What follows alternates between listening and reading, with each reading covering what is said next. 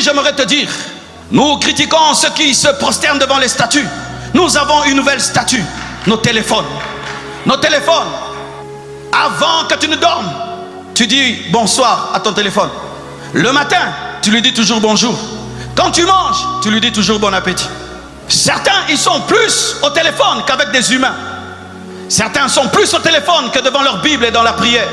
Et le téléphone, mes frères et sœurs, a pris nos temps de prière. Le téléphone a pris nos temps de jeûne.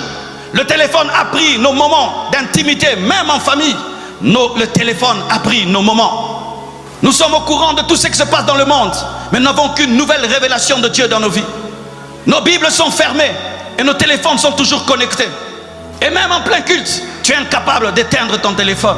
Dernièrement, je vais entrer en retraite. Le Seigneur m'a dit, tu feras 30 jours et tu ne vas pas être connecté. Et tu ne vas pas suivre ce qui se passe. Oh mes frères, c'était plus difficile que ne pas manger. Je pouvais accepter de ne pas manger, mais ne pas être sur Facebook, sur YouTube, sur Instagram, sur Twitter, c'était plus difficile. Je vous défie de jeûner Twitter, de jeûner TikTok, de jeûner Facebook.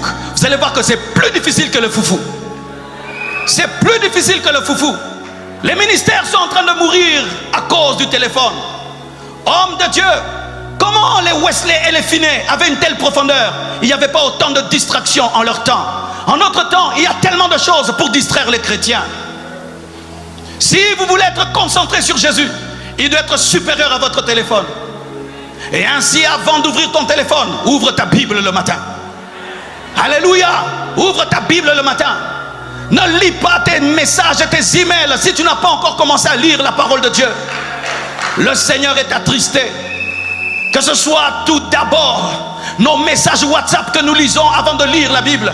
Le Seigneur est attristé que ce soit tout d'abord nos YouTube que nous consultons avant de consulter sa parole. Quand ton téléphone est déchargé, vois comment tu es mal à l'aise. Mais quand tu n'es pas rempli du Saint-Esprit, tu es à l'aise. Quand tu n'as pas prié, tu es à l'aise. Mais quand ton téléphone est low bat, tu es mal à l'aise. Oui, que Dieu nous pardonne. Quand il n'y a pas de wifi, il n'y a pas de connexion, tu es mal à l'aise. Mais quand tu as un péché dans ta vie qui énerve Dieu, là tu es à l'aise. La déconnexion spirituelle ne nous dérange pas, mais la déconnexion du wifi nous dérange. Si tu ne reçois pas de message d'une personne que tu aimes, tu es touché. Mais si tu n'as pas de réma, ça ne te dérange pas. Une idole est entrée, mais nous ne la voyons pas.